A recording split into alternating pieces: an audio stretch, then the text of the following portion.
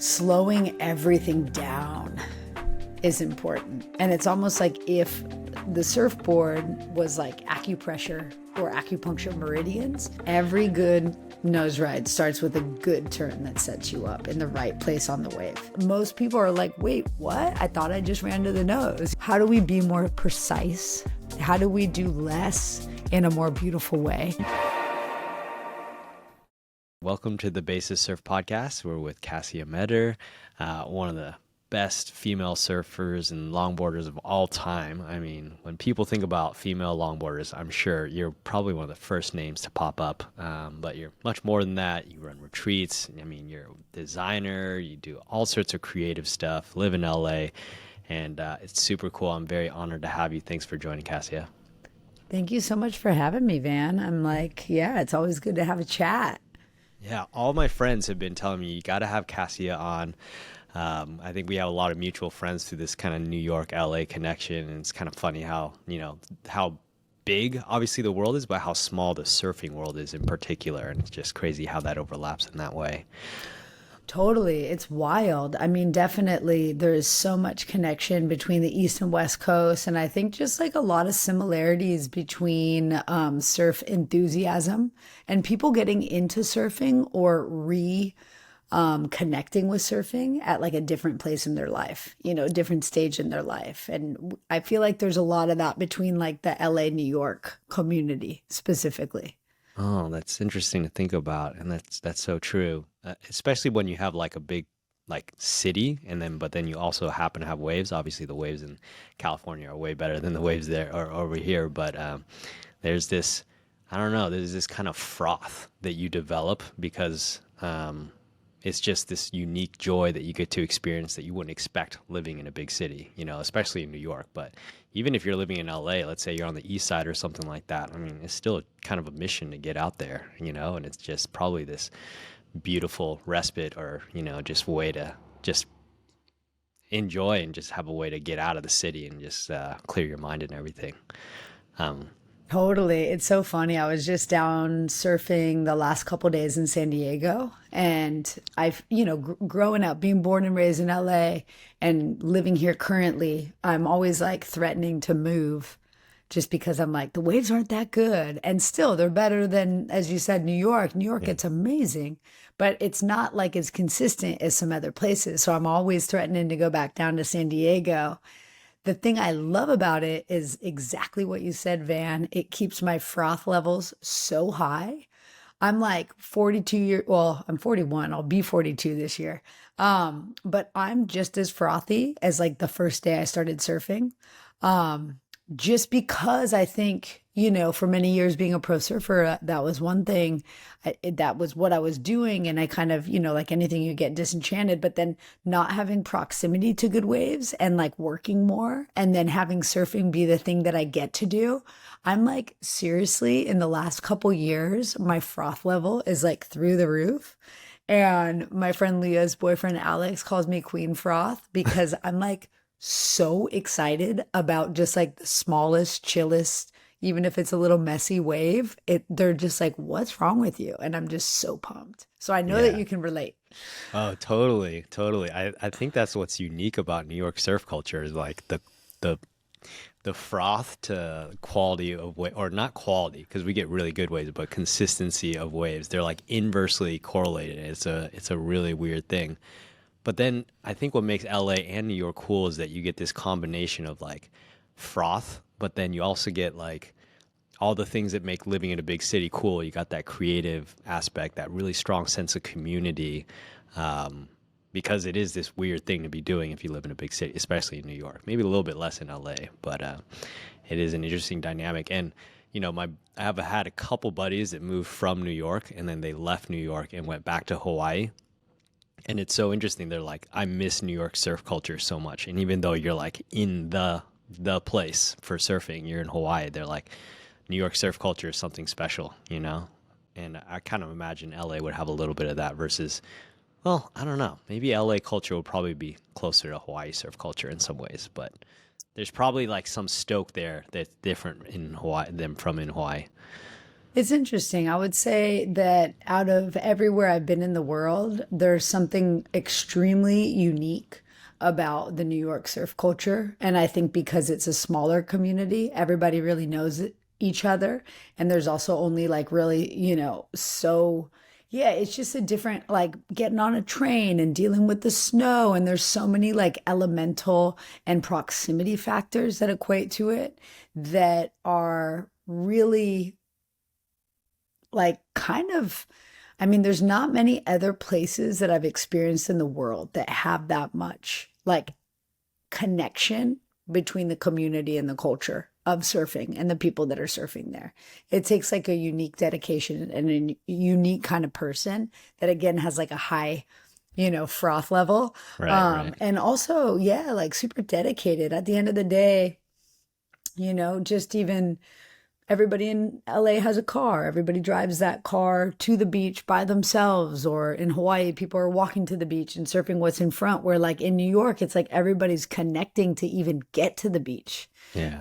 So it's like it's something that's really unique, and maybe something close that I've experienced to that is actually like the Great Lake surfing community, people in Canada surfing the Mhm. lakes and Oh, lake surfers, because lake surfers again are it's like a different kind of crew who's doing it, and it's really small. So yeah, out of everywhere I've been in the world, I would say that New York is probably the most like tight knit, yeah. supportive and connected community of surfers that I've experienced, especially the people living in the city or in Brooklyn and surfing like the Rockaways. Yeah. Wow. Well, we'll take that as a compliment. That's pretty awesome. It's epic, Uh, yeah. so, so I don't want to talk about New York culture the whole time. This is an interview about you. But actually, I'm going to start a new question to start off these podcast interviews. What is the most magical experience you've ever had surfing? Like your favorite memory of it? Wow. It's hard to choose one, really. Yeah, I know. It's really hard to choose one. I mean, like, yeah, most magical. I mean, it's really hard to say, but I think probably, like, if I was going to say one of the most memorable experiences that I've had surfing, because I've had more recently that are like just really cool and insane. But if I was going to say, like, back in the day when I was first riding for Roxy and it was like the early 2000s, maybe 2000, gosh, like five or six, and maybe even two or three. Like it was early 2000s. And we were headed out to the Mentawais, and people were surfing out in the Mentawais. There wasn't that many people surfing. There wasn't that many boats. There was zero land camps at the time. A lot of the waves were still being discovered. Mhm. And we ended up surfing this place that is now called Roxy's, that we called Roxy's because we were, from what we understand, like some of the first people to have surfed it. And people probably surfed it before us, but we named it. That's And epic. people literally were there by ourselves. And this really felt far away, because it's like, yeah, it was definitely a different time and a different experience, and no phones and no all that stuff, right? And we're just on the Indies too. Albert was the captain, legend. He's like actually him and Martin Daly, like those two guys kind of discovered a lot of Indonesia, and especially the Mentawais. But those two dudes were like kind of just doing and there's other people, Captain Matt, who does the Mangalui or was doing the Mangalui, like, but there were like a couple of the first kind of pirates out there finding waves. And we rolled up to this place that was the most perfect right ever for longboarding specifically, because a lot of the Yeah. waves out there were heavier. And at this time, you might roll up to HTs or macaronis and there'd be one other boat, because really there weren't many boats out there at that time. And again, no land camps, nobody around. And we just were surfing perfect waves by ourselves for 2 days. And the people, the villagers paddled out in canoes, and they were just sitting in the channel fishing and watching us tripping out, really. And a Right. couple of them tried to catch some waves in their canoes. And I remember one of them flipped over. But we just felt like we were at the end of the earth, and getting to Wow. experience in this thing. Then, like, I guess like in barbarian days you read stories about it, but really it was really pure. And Sonny Miller, the late great Sonny Miller, was shooting on 35 millimeter film, Oh my motion God. picture film, and it was Yeah. just like really, I think like, Jeff Hornbaker was on that trip, obviously shooting film. It was all film. Everything was captured on film. And so it's like you have these kind of like, relics that we're like experiencing and creating around. And it was just a really special time. I think I was like maybe like, God, like 19 or something. Wow. Yeah. Oh my God. That sounds so magical. Oh, yeah. You probably can't surf a wave like that anymore, right? Or if you roll up like that, it'd just be like a million people on it, right? I mean, Mentawais are obviously going to be a little bit less people, but I've heard that the Ments are actually kind of crowded now. It's super crowded. I mean, Yeah. there's so many boats, there's so many land camps, there's so much everything everywhere all at once. But I mean, if you just think about the population of the planet, since the 80s, there's double the people on the planet now than there was in 1980. Wow, that's Twice as crazy. many humans. So when people are like, oh, you should have been here yesterday, why is there so many people? Well, there's twice as many people on the planet. And Yeah. everybody has a smartphone, everything's geotagged, like, Right. so not complaining about that. It's just part of the evolution of the planet. And there's just so many humans, and there's only so much free space. But then, you can go to these other places, and that's why I've been interested in colder water adventures lately, and kind of places off the beaten path that aren't so Mm. kind of Mm-hmm. known. Because like you can still have those moments where you might be, some of a handful of people out, and that's it. And it's really special when you get to have that experience. Oh yeah, totally. So bringing it all the way back, how did you get into surfing?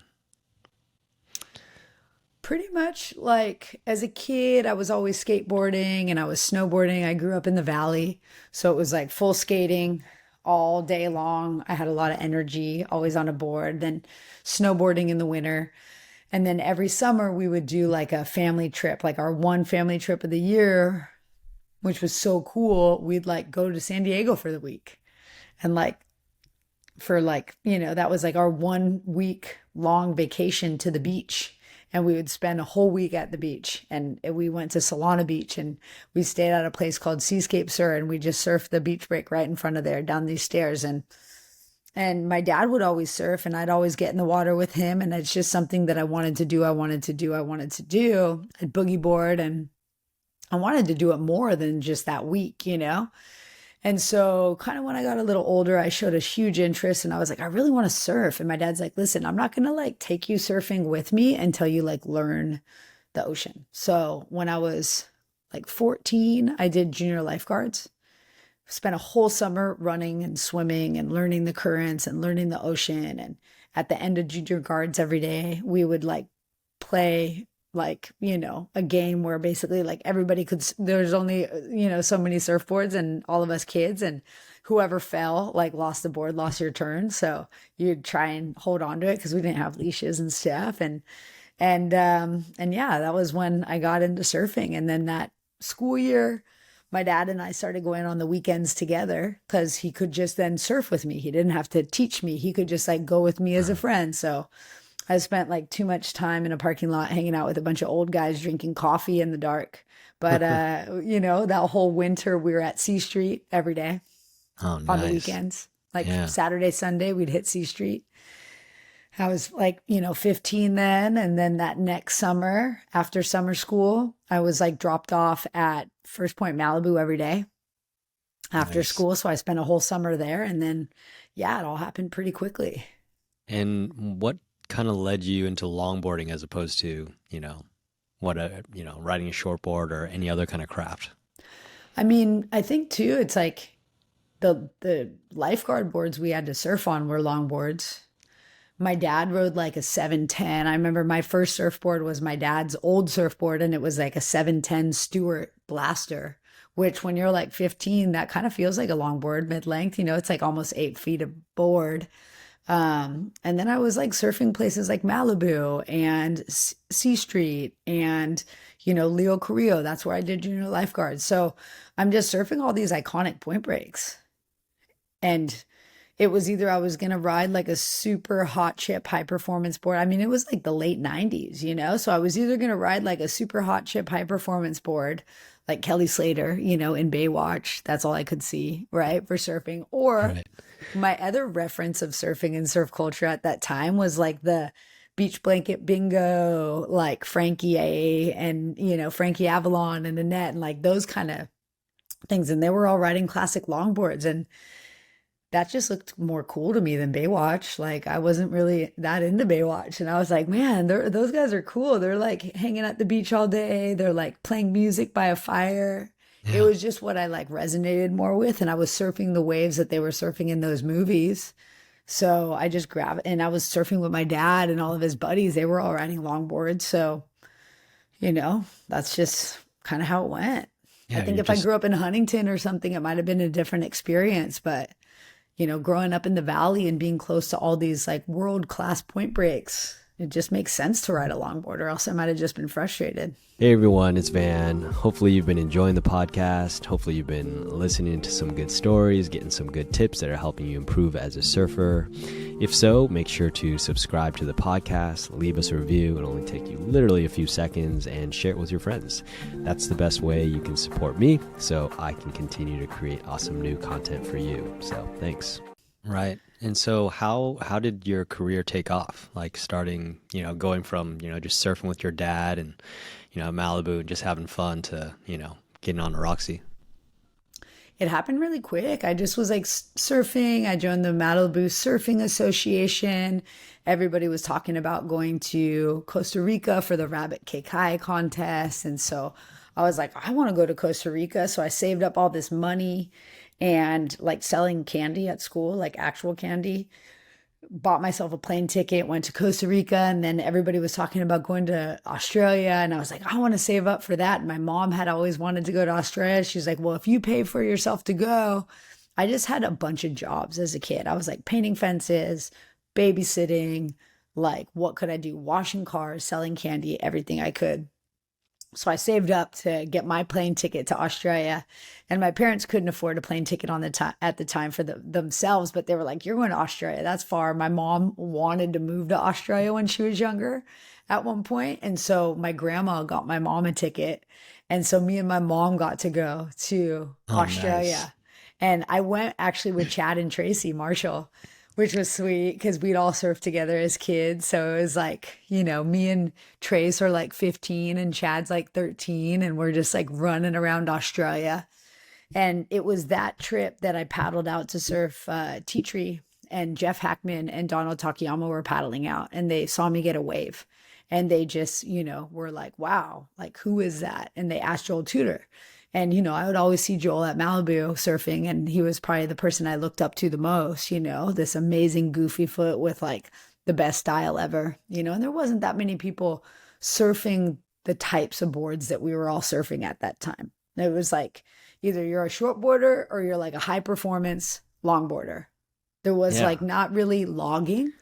Right. And all the crew at Malibu was logging, because it was like a time capsule kind of thing. So there was really not many of us, at that time.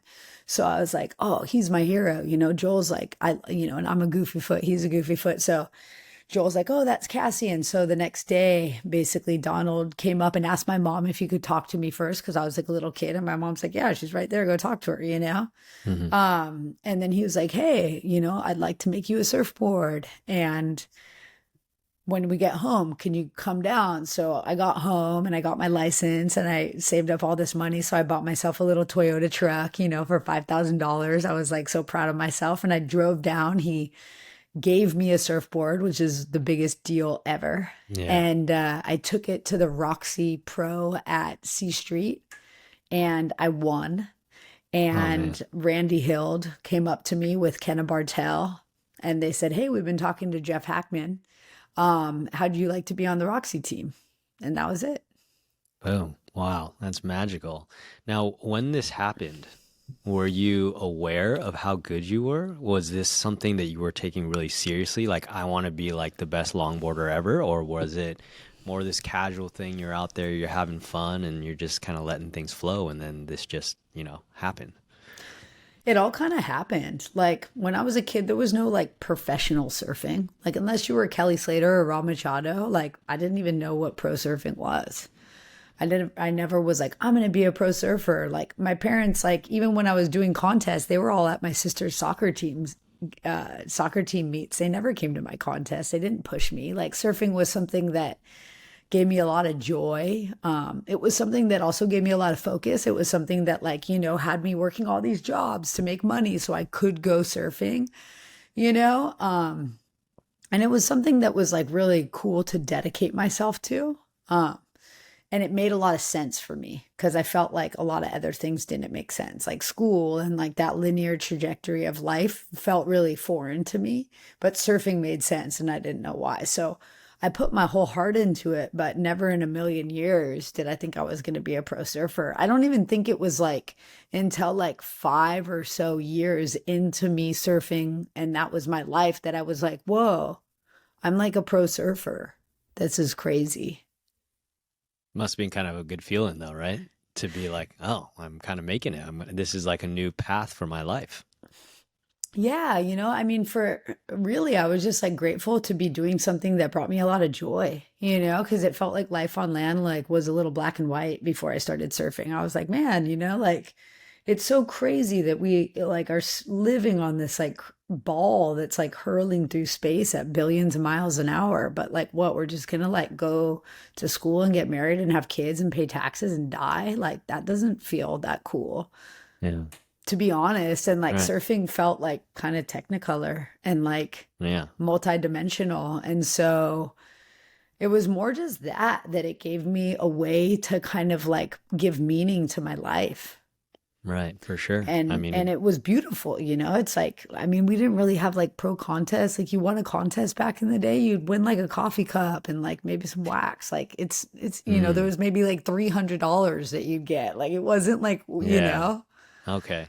So, like, was it like how competitive was it? I have no, I mean, I not at just got a all. longboard. And, literally this summer, I mean, I learned on a longboard, obviously, but after a long time, like, I just got back on a longboard. Normally, I ride shortboards, and I have to say, I had so much fun, and I regret not getting a longboard a long time ago. Like, because it just makes like 1 foot waves like so much fun. And I absolutely suck at riding a longboard, but I'm like, damn, this is such a great experience. And I think it teaches you things that, it just opens your eyes to different ways of reading the wave and everything. So it's been really interesting riding that log. But, what was it like for you kind of like going into this more competitive mindset? Like, were you really starting to get, think about technique a lot and how to improve, or this world of longboarding, I'm total beginner at it, so like how do you think about it in terms of like improving at longboarding? To be honest, like never was I competitive and I'm still not. And never was competition something that we were like striving to get better like the kids now are. It was just an opportunity to be together and surf waves together. It was like an excuse.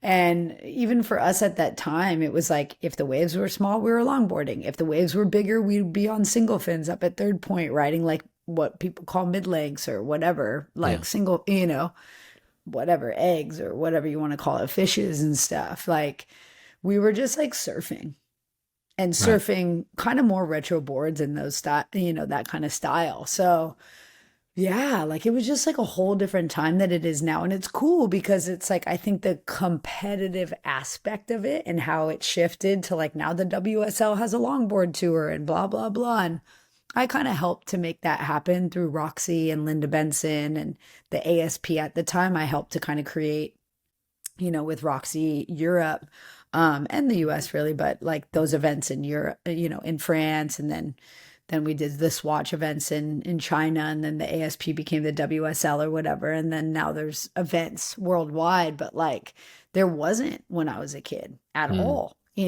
And it's only kind of like I helped to do that for the ladies, and Joel really was doing that for the guys with Vans with the duct tape.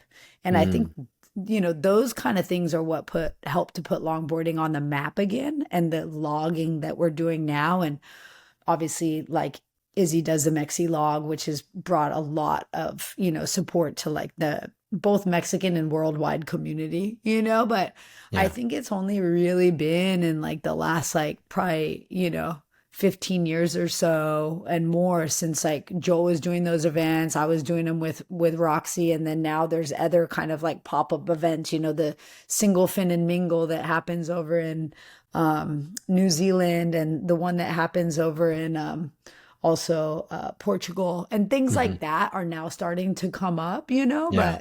Right. but when I was doing it as a kid, it wasn't really like that, you know? Hmm. Just simpler times in a lot of ways, which, Just simple. We were going surfing. Like I was a professional surfer, not to like win a contest. Like what I was doing was like grateful to like film really cool movie parts and hmm, get photos in magazines and kind of go. I was like able to kind of, I felt really grateful because I was able to like show my style really. Because yeah, like, you know, I think now there's more opportunity for like the way the format is, but at that time everything was so progressively minded right. that I think like the nuances and subtleties of what like logging and classic style longboarding is would have been lost in that platform until like really things started to change.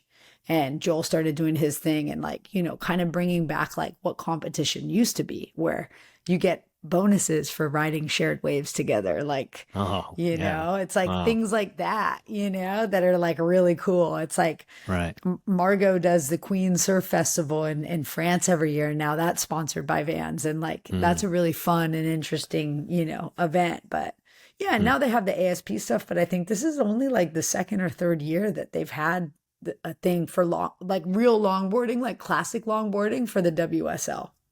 Right, right. Got it. Yeah, I definitely want to get into, style because I'm super curious to hear your thoughts on that. But before maybe we even get there, because I think that will be kind of like that's almost like an advanced section. Why don't we start with just some more basics? Like, I'm just starting to get into longboarding. Kind of what are your best tips for someone that's like a beginner at longboarding, and how, what are the most common mistakes I'm probably going to make, and how do I avoid them?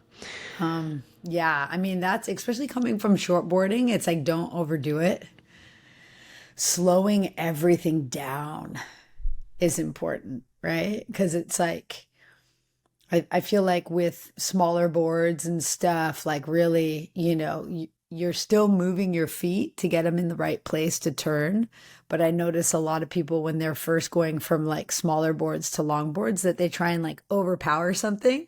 Mm. And then it's like they go down, you know. I think turning's one of the hardest things. Well, that's so fascinating and counterintuitive in some ways because I almost am, and this shows you exactly how bad I'm going to be at longboarding. But I was like, oh, if I would need to try to turn a longboard, I'm going to have to overpower it because the board is so big. But you're telling me no, that's not the way to do it. No, definitely not. Like Oh, really wow. longboarding's all about gliding. So getting yourself, I mean, that's one thing that really makes classic logging beautiful is like setting yourself up in the right part of the wave to trim, right? Yeah. And it's like subtle maneuvers. Like I'm not a very big person. I ride a 9.5, 9.6. That's my normal longboard. How am I going to be doing these big turns? There's no way I'm overpowering that thing. It just doesn't make sense. Like, you know, physics wise and hydrodynamics, when you take all that into account, it's all about putting your feet in the right place and setting yourself up in the right place of the wave to do the turn. So it's about like really kind of reading the wave, finding your flow. And it's almost like if the surfboard was like acupressure or acupuncture meridians, having like that right pressure in the right meridian at the right time to like allow that turn. And that's what we do and teach a lot in our, you know, in our workshops and retreats is like longboarding, you know, like there's so much about us as humans that we feel like we have to overpower everything. But really, I think longboarding, like in the right way, really teaches you those subtle elements of like surrender, letting go, and placement and timing. Wow. I really love that metaphor, that way of explaining it, because it's totally different from what I expected. Like turning you'll see people just like, ripping these crazy turns on these big boards. And in my head, I was always like, man, they must be pushing really hard. But from what you're telling me, it's really not that. That sounds kind of magical. That sounds actually like kind of amazing, because there's that triumph of like technique over just like pure muscle. And that's super amazing. technique for sure. It's like if you see somebody like Taylor Jensen, probably one of the best high performance longboarders that you'll see around, and he's got like, size 14 feet, right? And he's riding a longboard that's like essentially almost like a mid-length for somebody like my size, right? Because he'll be riding super thin, super high performance boards, and he does it with so much flow and grace and speed. It's different than what I'm riding. And he will really make it like so beautiful and really powerful. And it's not like he's not pushing hard, but his feet are in the right place. And also, if you think about his feet take up the whole board. You know what I mean? Where somebody like my size, I really have to have my feet in exactly the right place at the right time. I still push hard, but I'm not overpowering it. Like if I wasn't in the right place, I wouldn't be able to do that turn. I might hurt my knee or hurt my body or just eat it, right? But I'm still turning hard, but I'm not trying to overpower something. It's just about that technique and those exact places, That's so cool. Yeah. And it's interesting because I can totally see how that will translate even if you're riding a board that's smaller too. Like if you can turn a longboard, turning a shortboard is going to be a piece of cake, right? And those things are going to mutually kind of like help each other in a lot of ways. Totally. And again, it's about placement because whether you're on a short board, a long board, a mid-length or whatever, the bigger the board, the more you're moving your feet. Right. The smaller the board, you're not moving your feet as much, but you're still watching like, they're moving their feet all the time, just little bits, And that's why I kind of brought up that like high performance longboarding, somebody like Taylor, one of the best in the world. He can also rip on a log, but he chooses to ride those kind of more performance style surfboards. And he does beautiful turns. But like if you're watching, like really start to watch people's movements. And there's so many subtle movements from like a front hand driving turn to like then cutting back and then kind of wrapping it around again. Like when you start to really see how much people are moving their feet, you're like, whoa, but it doesn't look like it. Because like it's about looking like it's flowing. And if you're not watching their feet, you would miss it. So you almost have to not watch them. You got to watch their feet and see what's happening. Oh, wow. Yeah. And yeah, you're right. Because on a longboard, those movements are going to be much more pronounced. That's super cool. And the other thing I think that was really interesting about what you mentioned, is just the wave itself. Right. And that's what riding a longboard has really kind of opened my eyes to. You're just reading the wave in a different way. You mentioned before, it's like, it's about the right pressure on the board, but then it's also about placing the turn on the right section of the wave as well. And that's going to be true whether you're riding a bigger board or a smaller board. But when you're riding a longboard, I would imagine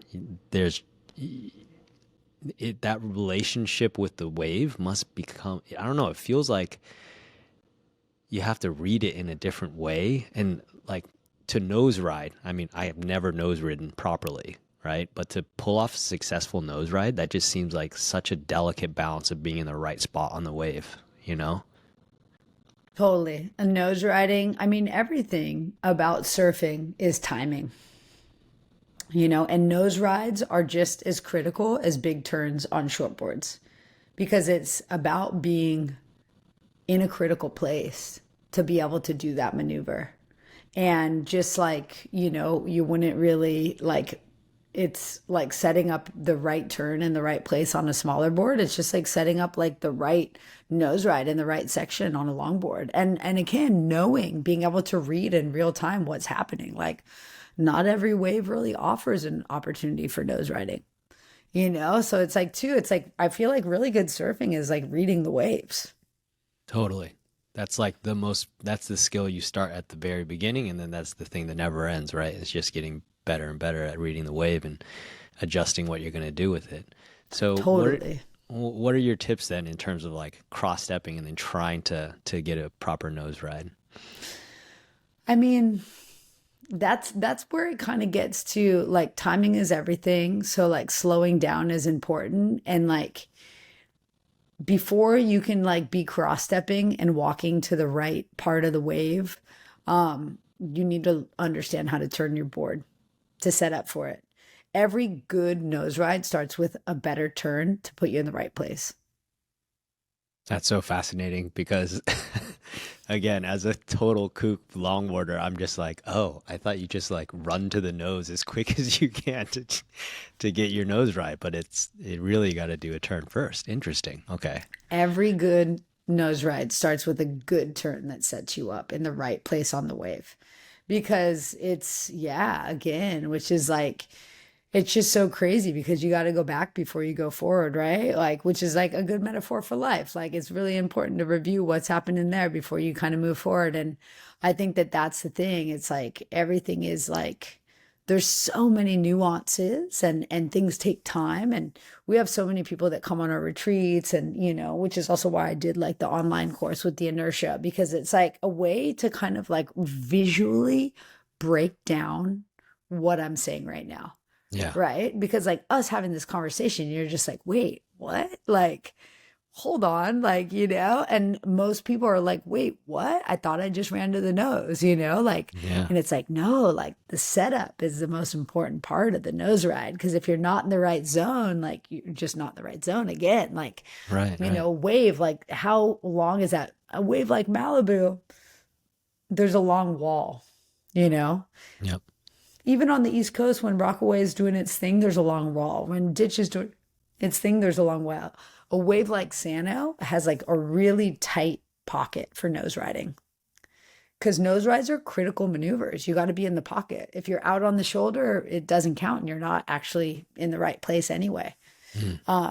So yeah, that's really, it's massive. Like it's probably, if I was to tell anybody one thing, that would be the thing I would say for nose riding. Get really good at turning first. Fascinating. And one other thing is that I noticed that you mentioned how Joel is a goofy footer and you're a goofy footer. Is it the same thing when you're riding? Is being a goofy footer harder on a longboard? I mean, I personally think that being goofy foot, I can nose ride more critically backside than I can front side. Huh. Is it kind Because of you like, have your heel edge rather than your toe edge. So if you think about that heel edge and that counterweight of your heel, which like you got your butt, I have a big butt. So, it's a good counterweight to hold me into the pocket. So, you know what I mean? But like got if you it. think about it from that, perspective, when you have your toe edge and everything else is hanging out, I personally think that I can get more critical on nose rides going backside than I can front side. Interesting. It sounds, nah, it's pretty different, but like, at the top levels, people talk about how being backside in a barrel is better because you can control your speed a little bit better, but that's a very different technique, but you're still in this very critical part of the wave. Huh, that's really interesting. Very critical part. And think about it just like kind of like ergonomically, like how your body fits on it from like a hydrodynamic perspective. If like a wave is here and you've got like, the back part of my body with my heel edge is going to have a lot more weight than the front side of my body. So if I'm going down the line this way and I'm front side, there's more weight over on this side. So it's harder to keep that inside rail engaged. Right. As it in if I'm this way and I'm on my heel edge to keep that inside rail engaged. Because really it has to do with whatever rail is the inside rail. So if I'm going left, it's my left rail. If I'm going right, it's my right rail. So if you think about it just from like that kind of perspective, it makes sense. No, it does make sense. Oh, fascinating. And so, you've been surfing your entire life now. Like, what kind of things do you focus on, in terms of your surfing? I mean, gosh, riding as many different boards as I possibly can. That gets me so pumped. Like I've been working on a new model with my really good friend and one of my favorite surfers ever, Dane Peterson, for a couple years now. Really working on creating a longboard that is going to be, for, smaller framed people, whether they're like ladies or just smaller framed people in general. You know what I mean? Like just so, again, going back to hydrodynamics, like what gives us the opportunity to turn, lock that thing in, be really engaged with the movement of the rails and really rail to rail surfing and also nose riding while still having a log and creating it again for smaller frame people, right? So it's like that's got me super juiced up because it Oh, got me riding different boards. It got us both thinking in different ways. It's pushed him to kind of like be shaping in different ways that he's never has.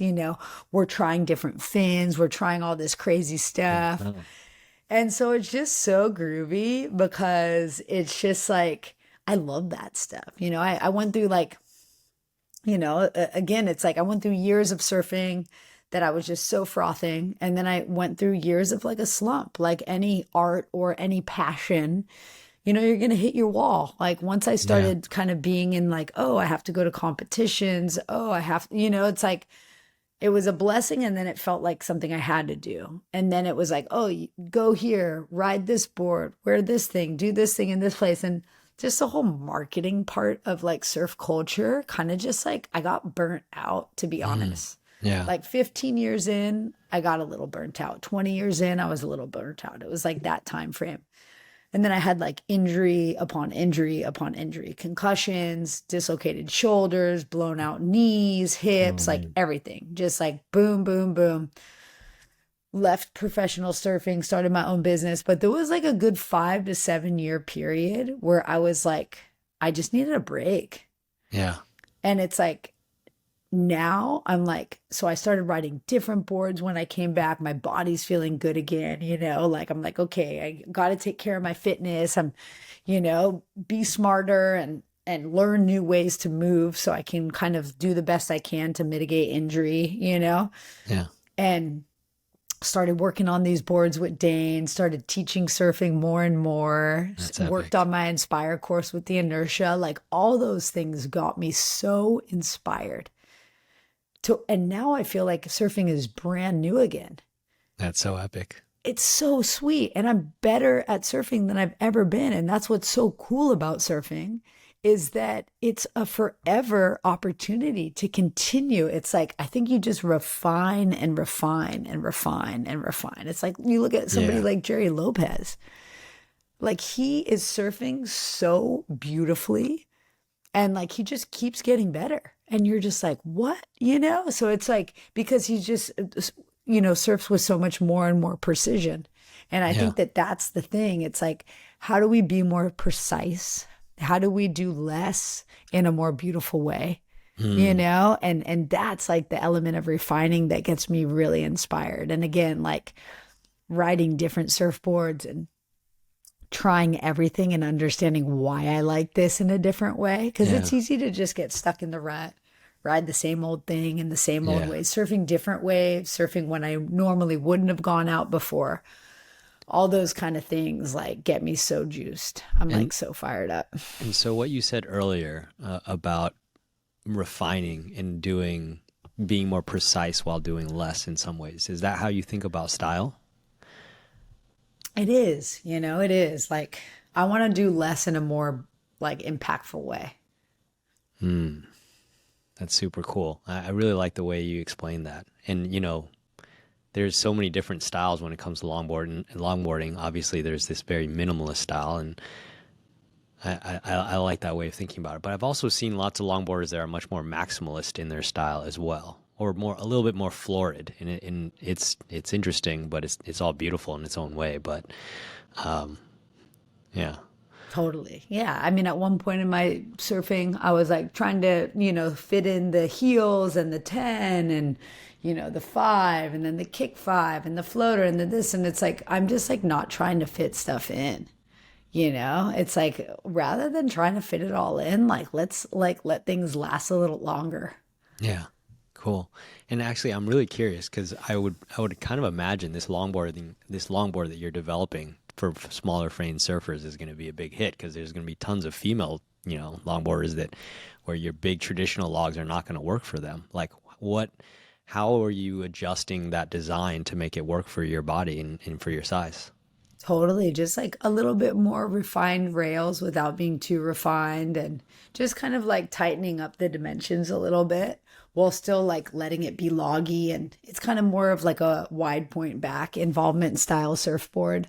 When I was younger, I was riding a lot more wide point forward surfboards. And now I've been riding more wide point back surfboards, but then, one of Dane, who does Unhinged Surfboards, is his brand. One of Dane's like probably most known surfboards is his Pig, and the Pig is amazing. The Pig is like, obviously a very classic design, the Pig. It's like a very old design that, everybody has like a different version of, and his version works amazing for reeling perfect point breaks. But, it's not my favorite board surfing at Sano or something. Like, so what we're working on is something that has a little bit softer rails, not as like refined from like a volume perspective, but not as like pinched and, knifey. So something a little fuller, something a little softer, something that's going to kind of glide through flat spots, but also turn on the dime so you can get into that pocket that's not as stretched out as a place like Malibu quicker. Something with a good enough amount of rocker that's going to kind of get you, in those tighter spaces, in and out of those tighter spaces with more ease. Got it. And is this board model ready already if people are interested in it? Pretty much, like if you Nice. hit up Dane and you're like, I want the Kassia model or Unhinged Surfboards, he's got it. Like we just scanned a version. We kind of made a couple because everything was hand shaped. He's such an amazing maestro. He was hand shaping everything, and we're like, okay, we want to be able to replicate this as best as possible. So let's get one that we're like, this checks all the boxes the best we can. Again, there's not one board for everything. So I have my Pig, but then I want a model that I can like take to waves that aren't as like reeling. Yeah. So checked all the boxes that we wanted to check. We've been playing with fins for the last couple years. We finally found something that checks all those boxes. And so I'm really excited about it. We're going to be doing a workshop, kind of talk about it in February, end of February, at this pop-up spot that I've been doing with my friend Kristen Nichols here in LA and Venice called Low Tide. And so we'll do a chat on it, bring a bunch of boards there, have people feel them out. They can order them. But yeah, for people that want some, he's already made a couple, based off what we've been working on. But it's just kind of coming into cohesion. Like actually me and my friend Leah Dawson and Michaela Smith, we were all just like riding the couple different versions the last few days down in San Diego, which is why I have like a really cool, neck tan line, or as we call it, the shithead, Oh my God. Yeah. But yeah, we all kind of were like, these are the ones, let's do it. And so we're like just getting over the line, and I'm so pumped. Oh yeah. Epic. Well, speaking of bad tan lines, I have like this 2-inch tan line right above like my board shorts, but then below my wetsuit top is just like this dark line. It looks so bad. I call it the tramp stamp. It's pretty embarrassing, but I I relate. love it. I relate on the bad tan line right now. We're so hilarious surfers. Like we have the funniest, goofiest tan lines, depending on what's happening, and they're constantly changing, and it's just so funny. I mean, yeah, we should start something just like a tan lines like blog or something where people can just like send in their like weird surfing tan lines because it'd be Right. hilarious. It's like it'll be like the tan line version of Sad Pads. You know that Instagram account? No. There's this Instagram account, and it's just all people like having the craziest like tail pad configurations. It'll be like a tail pad on the front of the board. Oh my it'll just, like, gosh. put all, I mean, I guess on a traditional longboard you don't have track pads, but it's pretty funny. Like all sorts of weird stuff, fins backwards, all that kind of stuff. It's pretty hilarious. That's hilarious. Well, Herbie Fletcher, one of like the most legendary surfers and longboarders, his whole thing was Astro Deck, and he had Really?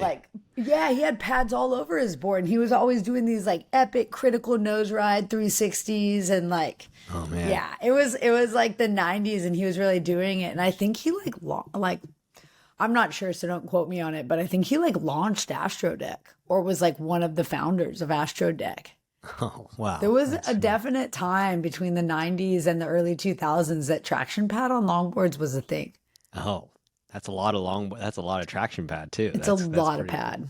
Yeah. But he freaking made it look so good. I mean, if you like Google some Herbie Fletcher old school stuff, like he's just like taking the longboard into the coolest things, and just like the slide slip boogie, just sliding out the tail as he comes down the face. It's just so cool. Sweet. I'll have to check it out.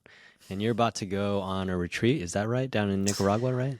Yeah, so I'm leaving tomorrow to Nicaragua to go work with my friends at Rise Up. So this is my fourth season back working with Rise Up. We do two retreats in the north of Nicaragua every year together, and it's honestly my favorite way to start out the year. That time of year there, it's like just awesome. It's near the boom, so everybody knows Oh about yeah. the boom, but it's not boom season. So it's actually like offshore, not too strong offshore, not as crowded as some other places down there get. It's just like perfect for longboarding and riding little fishes and mid lengths, you know? And it's cool because like everybody goes down there for like the boom, and we're not surfing the boom, and we're not surfing that time of year. So it's pretty, we have a Yeah. lot of like kind of empty space to kind of surf, and it's really nice. Sweet. So you guys obviously surf your brains out. Anything else that happens on the retreats that you kind of make special or kind of add your Casio flair to or Totally. It's like, we surf our brains out, very important. We also have daily yoga, super important to keep the body moving. We're also doing video feedback and analysis. So we're also talking about a lot of the very technical pieces and breaking it down through video analysis, like some of the stuff that we're talking about now, and giving people both real time in the water coaching and also bringing it back to the video so they can actually have like a conscious understanding of it and see themselves doing it so they can create that kind of like mind body connection that really helps to track and essentially reprogramming the muscle memory and reprogramming the neurological memory around movement. So that's a really huge part of it. And then I'm like really into sound meditation. So I do some sound meditation sessions throughout the time together. And that's a really cool way for people to drop in and maybe gain some new tools and bring back a more mindful awareness and a way to support their nervous systems. cool. It sounds very nice. I mean, like surfing is this healing thing in practice in its own, and then it sounds like these sound baths or these practices are just going to add to it. That's epic. Totally. It's like I feel like surfing like brings a lot up, right? Like the ocean is like this giant mirror that reflects to us all aspects of ourselves. So I find personally that a lot of the things that are up for us in our day-to-day lives come up through we can witness them through the water. Mm, It's like water always finds the lowest point. It always finds the cracks and bursts open, right? So it's like as much as people are there to get amazing at surfing or refine their surfing, we could say they're also there because usually people are like, need a break from their day-to-day life. They're looking for something different. They're there to make like a movement.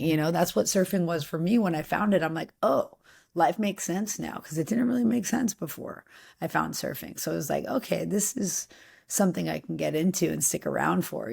So it felt like, people sometimes will come up, not always, but emotional stuff. And I feel like the movement with like the yoga and also the support with the sound meditations are ways that people can really like ground a lot of whatever we're working on. And some people are just having like the best time ever, but sometimes like I said, emotional stuff will come up. So it's nice to have like a couple other elements that just support people on a day to day. oh, that's wonderful. All right. Well, I'm going to work towards closing up. I got one last question for you. Yeah, yeah. This is actually a question that Georgia asked me, our mutual friend. If you had to surf the same wave for the rest of your life, what would that wave be and what would the conditions be like? So describe to me like that perfect wave, like in detail, like, and you had to surf for the rest of your life. What would it be like? Gosh. I mean, it would be probably like a wave in between. It would be a wave in between like a macaronis and a saladita, a long left point break, 4 to 6 feet. 4 to 6 feet.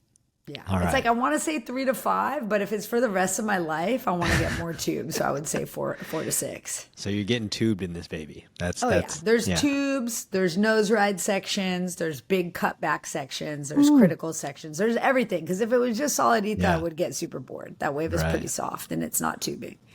you know, but if it was just a freight trading tube, like I want to be able to ride all my boards there. So, you know, Damn, that's why I'm like a mix between like a macaroni, like if you could put like, you know, macaronis, which is kind of more of a down the line, really high performance wave, but yeah. can be a little bit like for longboarding in certain sections at certain tides and depending on the swell direction. So, you know, some nice longboard sections, basically like a Rincon in reverse. I That's was what it about would to be. say your wave sounds perfect. I just want the right version of it, and Yeah. Rincon is pretty perfect. So So yeah. it'd be Rincon in reverse. That's what I want. All right. Who would you have there with you? Would it just be you alone, just a few buddies, like a big party with a bunch of your friends? What would that vibe be? It would be a big party with a bunch of my friends.